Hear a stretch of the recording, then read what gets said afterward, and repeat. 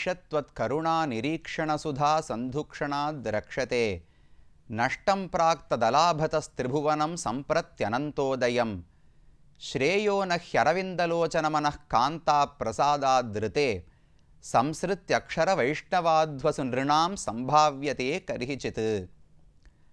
இந்த ஸ்லோகம் ஆளவந்தார் என்கிற ஆச்சாரியன் தன்னுடைய சதுஸ்லோகி என்கிற ஒரு ஸ்தோத்திரத்தில் பிராட்டியை பற்றி பாடினது. இந்த ஸ்லோகத்தில் பிராட்டியினுடைய கருணை எத்தகையது, அதன் மூலம் நாம் என்னென்ன நன்மைகளையெல்லாம் அடைகிறோம் என்று அவர் தெரிவிக்கிறார். பிராட்டியினுடைய கண் பார்வை அருள் நிறைந்த பார்வை. அந்த பார்வை முழுவதும் கூட நம்மேரில் பட வேண்டும் என்கிற தேவை கிடையாது. பிராட்டியினுடைய கடைக்கண் பார்வை, ஓரக்கண் பார்வை கிடைத்தால் கூட அந்த ஒன்றே காரணமாக பகவான் ஓடி வந்து நம்மை ரட்சித்து விடுவாராம். ஆனால் எந்த ஜீவாத்மாக்களெல்லாம் பிராட்டியினுடைய அருளை பெறவில்லையோ அவர்களை பகவான் ஒரு பொழுதும் ரட்சிப்பதே கிடையாது. அப்போ நமக்கும் உலகத்தில் எத்தனையோ நன்மைகள் ஏற்பட வேண்டும் என்று ஆசைப்படுகிறோம். செல்வம் வேண்டும், ஆரோக்கியம் வேண்டும், பணம் வேண்டும், நல்ல வேலை வேண்டும், கல்யாணமாக வேண்டும், மக்கள் வேண்டும், அதுக்கு மேலே ஸ்வர்க்கம் முதலான உலகங்கள் வேண்டும், ஏன் மோட்சமே வேண்டும். இது முதலாக அனைத்தையும் ஆசைப்படுகிறோம். இதில் எது நமக்கு ஏற்பட வேண்டுமென்றாலும் அதற்கு பிராட்டியினுடைய அருள்தான் மூலதனமாக இருக்கிறது. அந்த மூலதனம் இருந்ததென்றால் அடுத்தது பகவான் தானாக அருள் புரிந்து விடுவார். அவருடைய அருள் கிடைத்து விட்டதென்றால் அதற்கு மேல் இந்த உலகத்தில் எதுவுமே தேவை கிடையாது. நாம் ஆசைப்பட்ட எந்த பயனையும் அடைந்துவிட முடியும். இப்படி பெருமானும் அருள் புரிபவராக, தாயாரும் தயையே நிறைந்த கருணை கடலாக ரெண்டு பேரும் சேர்ந்து காட்சி கொடுக்கும் இடம்தான் சிறுபுலியூர் என்கிற அழகான திவ்யதேசம். இந்த ஊரில் பாலசயனமாக, சலசயன பெருமானாக பகவான் வந்து காட்சியளிக்கும் கதையை கண்டோம். வியாக்ரபாதர் என்கிற முனிவருக்கு பகவான் முக்தியே அளித்தபடியாலே சிறுபுலியூர் என்கிற பெயரும் இந்த ஊருக்கு ஏற்பட்டது என்பதை பார்த்தோம். மூலவர் பெருமான் சிறு வடிவத்தோடு எப்படி காட்சியளிக்கிறார் என்று தரிசித்து கொண்டோம். எல்லாவற்றையும் விட முக்கியமாக உற்சவமூர்த்தியான எம்பெருமான் கிருபா சமுத்திர பெருமாள் என்கிற பெயரோடு கருணை கடலாகவே காட்சியளிக்கிறார். அவருக்கு அருகில் தயாநாயகி என்கிற பெயரோடு மகாலட்சுமி தாயாரும் காட்சி அளிக்கிறார். கருணை, தயை, இந்த ரெண்டு குணங்களின் வடிவமாகவே ரெண்டு தெய்வங்கள். பகவான் கருணையே கடல் சேர்ந்தது போல இருக்கிறார். பிராட்டியோ தயை நிறைந்த ஒரு கடலாகவே திகழ்கிறாள். இவர்கள் இருவருடைய அருள் இருந்தால் நமக்கு கிடைக்க முடியாத ஒரு பொருளே கிடையாது. அந்த அருள்தான் நமக்கு மோட்சத்தையே பெற்றுக் கொடுக்க போகிறது. அப்படி அழகான திருமேனியோடு, நம்மை வரவேற்கக்கூடிய கண்களோடு, நம்மோடு பேசி உரையாடக்கூடிய அழகான திருவாயோடு பெருமானும் பிராட்டியும் இந்த ஊரிலே எழுந்தருளி இருக்கிறார்கள். இந்த ஊர் சிறுபுலியூர். இந்த ஊருக்கு விமானம் நந்தவர்தன விமானம் என்று அழைக்கப்படுகிறது. நந்தம் என்றால் ஆனந்தம், மகிழ்ச்சி என்று பொருள். வர்தனம் என்றால் அதை வளர்த்து கொடுக்கக்கூடியது. நாம் மகிழ்ச்சியோடு இருந்தால் அந்த மகிழ்ச்சியை பல மடங்கு இந்த ஊர் வளர்த்து கொடுக்குமாம். எப்படி என்றால், இப்படிப்பட்ட பகவானை சேவித்து அவனுடைய பெருமைகளை தெரிந்து கொண்டோம் என்றால் ஏன்தான் ஆனந்தம் வளராது? உலகத்தில் நாம் துன்பத்திலேயே உழன்று கொண்டிருந்தாலும் இந்த பெருமான் கிருபாசமுத்திர பெருமான் அருமா கடலை சேவித்தோம் என்றால் கண்டிப்பா ஆனந்தம் ஏற்படும், ஆனந்தம் வளரப்போகிறது. அதனால நந்தவர்தன விமானம் என்று விமானத்துக்கு பெயர். இங்கு இருக்கக்கூடிய புஷ்கரணிக்கு மானச புஷ்கரணி என்றும் அனந்த புஷ்கரணி என்று ஆதிசேஷனுடைய பெயராலேயே வழங்கப்படுகிறது. இந்த புஷ்கரணியில் நீராடி ஆதிசேஷனை வணங்கினோம் என்றால் நமக்கு இருக்கக்கூடிய தோஷங்களெல்லாம் விலகும் என்பது உறுதி. பகவானுக்கு பக்தர்களிடத்தில் எவ்வளவு பரிவுண்டோ அதே போன்ற அன்பும் கருணையும் ஆதிசேஷனுக்கும் உண்டு. அப்ப அவர் அனுகிரகத்தாலே பல நன்மைகளும் நமக்கு ஏற்படும். இந்த ஊருக்கான விருட்சம் வில்வ மரம். வில்வ மரம்தான் ஸ்தல விருட்சமாக கொண்டாடப்படுகிறது. ரொம்ப அழகான கோயில், சின்ன கோவில். ஆனால் உள்ளுக்குள்ள பெருமானும் சின்ன வடிவத்தோடு இருக்கிறார். ஆனால் பெயர் மட்டும் மா கடல். பெரிய கடல் போன்றவர் என்ற பெயரோடு இருக்கிறார். சுத்தி வந்தோம் என்றால் ஆதிசேஷனுக்கு சந்நிதி இருக்கிறதுன்னு பார்த்தோம், கருடாழ்வாருக்கு சந்நிதி இருக்கிறது, முக்கியமாக சுவாமி மணவாள மாமுனிகளுக்கு சந்நிதி இருக்கிறது. அவரும் ஆதிசேஷ பீட்டத்திலே அமர்ந்திருக்கிறார். ஆதிசேஷனுக்கு அடைக்கலம் கொடுப்பதற்காகத்தானே பகவான் ஆதிசேஷனை படுக்கையாக்கி வந்து சயனித்து கொண்டார். அதுவே பெரிய காவல் ஆதிசேஷனுக்கு. அது போதாதென்று ஆதிசேஷனுடைய அவதாரமாகவே இருக்கக்கூடிய மணவாள மாமுனிகள், சுவாமி ராமானுஜருடைய மறு அவதாரமாகவே கருதப்படுபவர், அவரும் ஆதிசேஷ பீட்டத்திலே அழகான திருமேனியோடு இந்த கோவிலிலே காட்சி அளிக்கிறார். அவரையும் தரிசித்துக் கொள்ளுகிறோம். இது இந்த கோவிலினுடைய அமைப்பு, இங்கு இருக்கக்கூடிய சந்நிதிகள். இந்த பெருமானை பற்றி திருமங்கையாழ்வார் தன்னுடைய பெரிய திருமொழி என்கிற பிரபந்தத்தில் 7ஆம் 10 9ஆம் திருமொழி அந்த 10 பாசுரங்களாலே ரொம்ப அழகாக மங்களாசாசனம் செய்கிறார். ஆசையோடு இந்த ஊருக்கு வந்தாராம் ஆழ்வார். வந்து பார்த்தா பகவானுடைய திருமேனி ரொம்ப சின்னதாக இருந்தது. இது என்ன சின்ன மேனியாக இருக்கிறதே, இவ்வளவுதான் பெருமானான்னு கொஞ்சம் வருத்தப்பட்டாராம்.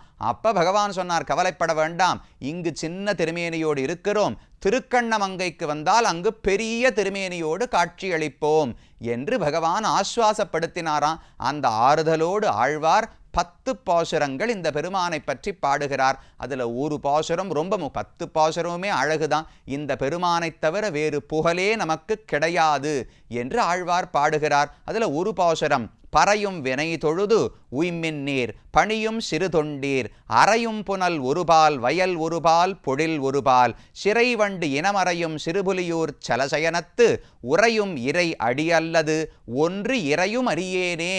இந்த பகவானுடைய திருவடிகளை தவிர ஒரு க்ஷணம் கூட நான் வேறு எதையும் நினைத்து கூட பார்க்க மாட்டேன். இந்த பகவானுடைய திருவடிகள்தான் புகழ் என்று ஆழ்வார் தெரிவிக்கிறார். எப்படிப்பட்ட பகவான்? பறையும் வினை தொழுது உய்மின் நீர். பக்தர்களே, நீங்கள் இந்த பகவானை தொழுதீர்கள் என்றால் உஜ்ஜீவனம் அடைந்து விடுவீர்கள். வினை பறையும், நீங்கள் சேர்த்து வைத்த அனாதி காலமான பாப கூட்டங்கள் இருக்கின்றனவே, எல்லாம் பறந்து ஓடி போய்விடும். பணியும் சிறு தொண்டீர், நேத்து வரைக்கும் ஏதோ உலகத்து இன்பங்களுக்கு ஆட்பட்டு தொண்டு செய்து கொண்டிருந்தீர்களே, அதையெல்லாம் விட்டுவிடுங்கோள். பகவான் ஸ்தலசயன பெருமானுக்கு தொண்டர்களாக இருக்க வேண்டும். ஊர் எப்படிப்பட்டது? அறையும் புனல் ஒரு பால், ஒரு பக்கம் கடலினுடைய அலைகள் வந்து அடித்து கொண்டிருக்கின்றன. வயல் ஒரு பால், நல்ல நீர் நிறைந்த வயல்கள் ஒரு புறம் இருக்கின்றன. பொழில் ஒரு பால், அழகான புஷ்ப மலர்கள் நிறைந்த சோலைகள் ஒருபுறம் இருக்கின்றன. சிறை வண்டு இனம் அறையும் சிறுபுலியூர், அந்த சோலைகளில் வண்டுகளெல்லாம் எப்போதும் சத்தமிட்டு கொண்டு பறந்து கொண்டிருக்கின்றன. இப்படி இயற்கை எழில் சூழப்பட்ட சிறுபுலியூர் என்கிற ஊர், அங்க சலசயனனாக பகவான் சேவை சாதிக்கிறாரே, அவருடைய உறையும் இறை அடி அல்லது, அவர்தான் இறைவன், அவர்தான் முழுமுதற் கடவுள், அவருடைய திருவடி அல்லது இறையும் ஒன்று அறியேனே, ஒரு க்ஷணம் கூட வேறு எதையும் சிந்திக்க மாட்டேன் என்று திருமங்கையாழ்வார் பாடுகிறார். இந்த 10 பாசுரங்கள்ல 9வது பாசுரம் ரொம்ப அழகா பகவானை கொண்டாடுகிறார். கருமா முகிலுருவா கனலுருவா புனலுருவா பெருமாள் வரை உருவா பிறவுருவா நினதுருவா திருமா மகள் மருவும் சிறுபுலியூர் சலசயனத்து அருமா கடலமுதே உனதடியே சரணாமே. பெருமானே, உன் திருவடிகள்தான் எனக்கு புகழ், வேறு சரண் கிடையாது. நீ எப்படிப்பட்டவன்? கருமா முகிலுருவா, கருத்த ஒரு மேகம், கடல்ல இருக்கிற நீர் அனைத்தையும் ஒரு மேகம் பருகி இருந்தால் எவ்வளவு கருப்பா இருக்கும்? அதை போல கருமையான திருமேனி பகவானுக்கு உண்டு. கருமா முகிலுருவா என்று ஆழ்வார் பாடினார். உடனே அடுத்து சொன்னார், கனலுருவா புனலுருவா. கனல்னு சொன்னால் நெருப்புன்னு அர்த்தம். யாரெல்லாம் விரோதிகள், கம்சனோ ராவணனோ கும்பகர்ணனோ, யார் பகைமை பாராட்டி கொண்டு பகவானிடத்துல வந்தாலும் அவர்களுக்கு கருத்த மேகத்தை போல இருக்க மாட்டார். பக்தர்களுக்கு கருத்த மேகத்தை பார்த்தால் ஒரு ஆனந்தம் ஏற்படும், ஒரு திருப்தி ஏற்படும். ஆனால் விரோதிகளுக்கு அப்படி கிடையாது. கனலுருவா, எரியக்கூடிய கொழுந்து விட்டெரியும் நெருப்பை போல பகவான் இருப்பாராம். எதிரிகளை சுட்டி எரிக்கக்கூடியவராக இருக்கிறார். கனலுருவா புனலுருவா, பக்தர்கள் வரும்போது புனல், தண்ணீர் எப்படி தண்ணீர் குளிர்ந்து அனைவரையும் ஏற்றுக்கொண்டு சமமாக இருக்குமோ அதை போல பகவான் தண்ணீரை போன்ற வடிவத்தோடும் இருப்பாராம். அப்ப பக்தர்களுக்கு கருமாமுகிலுருவன், விரோதிகளுக்கு கனல் உருவன், யார் வந்து பற்ற வேண்டுமென்றாலும் புனலுருவன், தண்ணீரை போல குளிர்ந்த அனைவருக்கும் பொதுவாக இருக்கிறார். பெருமாள் வரை உருவா, பெரிய ஒரு மலை சேர்ந்திருந்தால் எப்படி திண்மையோடு இருக்குமோ அதை போன்ற வடிவத்தோடு இருக்கிறார். பிற உருவா மற்ற எல்லாம் உலகத்தில் என்னென்ன பொருள் இருக்கிறதோ அனைத்தும் பகவானுடைய வடிவம்தான். நினதுருவா தனக்குன்னு அசாதாரணமான தனித்த ஒரு திருமேனி, அழகான கண்கள், மூக்கு, காது, வாய் அனைத்தோடும் கூட 4 தோள்களோடு பகவான் சேவை சாதிக்கிறாரே, அது அவருக்கென்று இருக்கக்கூடிய தனிப்பட்ட வடிவம். அந்த வடிவமும் இருக்கிறது. அப்ப எத்தனை வடிவங்கள்? மேகம் போன்ற வடிவம், நெருப்பு வடிவம், தண்ணீர் வடிவம், மலை போன்ற வடிவம், மற்ற பொருள்களான வடிவம், பகவானுக்கு 4 தோள்களோடு கூடிய வடிவம். இத்தனை வடிவங்களோடு இருக்கிறாயே, திருமாமகள் மருவும் சிறுபுலியூர் சலசயனத்து, திருமாமகள் நாச்சியார் என்று ஆழ்வார்தாம் பெயர் சூட்டுகிறார். அவள் மருவும் எப்போதும் நித்தியவாசம் பண்ணுகிற சிறுபுலியூர் சலசயனம். சலசயனம்னு ஊருக்கே ஆழ்வார் பெயர் சூட்டுகிறார். அப்படிப்பட்ட ஊரில் அருமா கடல் அமுது, அரு அப்படின்னா அருள் மா கடல்னு அர்த்தம் வச்சுக்கலாம். அருமை அப்படின்னா கிடைப்பதற்கு கடினம், துர்லபமானதுன்னு அர்த்தமோ இல்லையோ. அப்படிப்பட்ட மா கடல் அமுது, பெரிய ஒரு பார்க்கடலுக்குள்ள பகவான் அமுதம் போல சயனித்துக் கொண்டிருக்கிறாரே, கிடைப்பதற்கு எவ்வளவு கடினமானவர். அப்ப அருமா கடலமுதுன்னு கொள்ளலாம், அருள்மா கடலமுது என்றும் கொள்ளலாம். அப்படிப்பட்ட பகவானே, உனதணியே சரணாமே, உன் திருவடிகளை தவிர வேறு புகழ் எனக்கு கிடையாது. நானோ எத்தனையோ பாபங்களை செய்திருக்கிறேன், உன் கருணையை காட்டி அந்த பாபங்களையெல்லாம் ஒழித்து விடு என்று ஆழ்வார் பிரார்த்திக்கிறார். இந்த ஊரை பற்றி பிள்ளைப்பெருமாள் ஐயங்கார் தன்னுடைய 108 திருப்பதி அந்தாதியில பாடுகிறார்.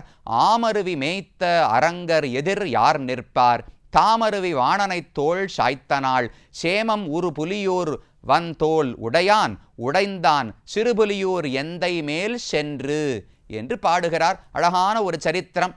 பாணாசுரன் என்று ஒரு அசுரன் இருந்தான்.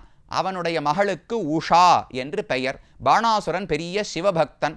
அவனுக்கு சிவன் ஒரு வரம் கொடுத்து வைத்திருந்தார். உன்னோடு யார் போர் செய்வதற்கு வந்தாலும் நான் வந்து உனக்காக யுத்தம் செய்வேன் என்று சிவபெருமான் சொல்லி வைத்திருந்தார். உஷாதேவி அந்த பாணாசுரனுடைய மகள் கண்ணனுடைய பேரனான அனிருத்தனை காதலிக்க தொடங்கினாள். அனிருத்தன துவாரகையிலிருந்து கடத்தி கொண்டு வந்து இவர்கள் இருக்கிற இடம், அந்த இடத்திலே 2 பேரும் சேர்ந்து வாழத் தொடங்கினார்கள். இது பாணாசுரனுக்கு தெரிஞ்சு 2 பேரையும் சிறைச்சாலையிலே அடைத்து விட்டான். கண்ணன் பெரிய படையோடு வந்தார். தன்னுடைய பேரனை தான் தானே வந்து ரட்சிக்கணும். ரட்சிக்க வரும்போது சிவபெருமான் வந்து முன்னாடி நின்னாராம். இல்லை, என்னுடைய பக்தன் பாணாசுரன், அவனை நான் தான் ரட்சிக்கணும்னு நின்னார். யுத்தம் மூண்டது. கண்ணனிடத்தில் எதிர்த்து அவரால் சண்டையிட முடியவில்லை. தோத்து போய்விட்டார் சிவபெருமான். அதை சொல்றார் பிள்ளைப்பெருமாள் ஐயங்கார். ஆமருவி மேய்த்த அரங்கர் எதிர் யார் நிற்பார், திருவரங்கநாதனான பகவானுக்கு எதிராக யார்தான் என்று சண்டையிட முடியும். தாமருவி வாணனை தோள் சாய்த்தனாள், பகவான் போய் வாணன் பாணாசுரனுடைய 1000 தோள்களில் 996 தோள்களை பகவான் விட்டுட்டாராம். அப்படி தோள் துணித்த நாள் அன்றைக்கு சேமம் உரு புலியூர் வந்தோலுடையான், புலித்தோலை போத்திக் கொண்டிருக்கிற சிவபெருமான் பகவானோடு சண்டையிட வந்து உடைந்தான். அவரிடத்தை தோத்து போனாரோ இல்லையோ. யாரிடத்தில்? சிறுபுலியூர் எந்தை மேல் சென்று. சிறுபுலியூரில் இருக்கக்கூடிய என்னுடைய சுவாமியான சலசயன பெருமாள், கிருபாசமுத்திர பெருமாள், அவரோடு யுத்தமிட்டு சிவபெருமானே தோத்து போனார் என்றால் அப்ப அரங்கர் எதிர் யார் நிற்பார்? ஸ்ரீமன் நாராயணனுக்கு எதிராக யார்தான் நிற்க முடியும்? அவனுடைய பெருமைக்கு நிகராக யாரும் கிடையாது. அப்பேற்பட்ட எம்பெருமான் அருள்மா கடலாக, கிருபாசமுத்திர பெருமானாக, தயாநாயகி தாயாரோடு சிறுபுலியூர் என்கிற இந்த திவ்யதேசத்திலே காட்சி அளிக்கிறார். அந்த பெருமானை தரிசிக்கும் பாக்கியமும் அவர் கருணையால் ஏற்பட்டது. நான் ஏதோ புண்ணியம் பண்ணியிருக்கேன், பாக்கியம் பண்ணியிருக்கேன், அதனால் வந்து இன்று சேவித்தோம் நினைக்கக்கூடாது. இன்றைக்கு காட்சி கிடைத்ததும் அவருடைய கருணைதான். நாளைக்கு இன்னைக்கு தொலைக்காட்சியில் பார்க்குறோம், நாளைக்கு நேரில் போய் இந்த பகவானை சேவிக்க வென்றாலும் அவனுடைய கருணைதான். அப்போ அவரிடத்திலேயே பிரார்த்தித்துக் கொள்வோம். நேரடியாக வந்து உன்னை தரிசிக்கும் பாக்கியத்தை விரைவில் நல்க வேண்டும் என்று கேட்டுக்கொள்வோம்.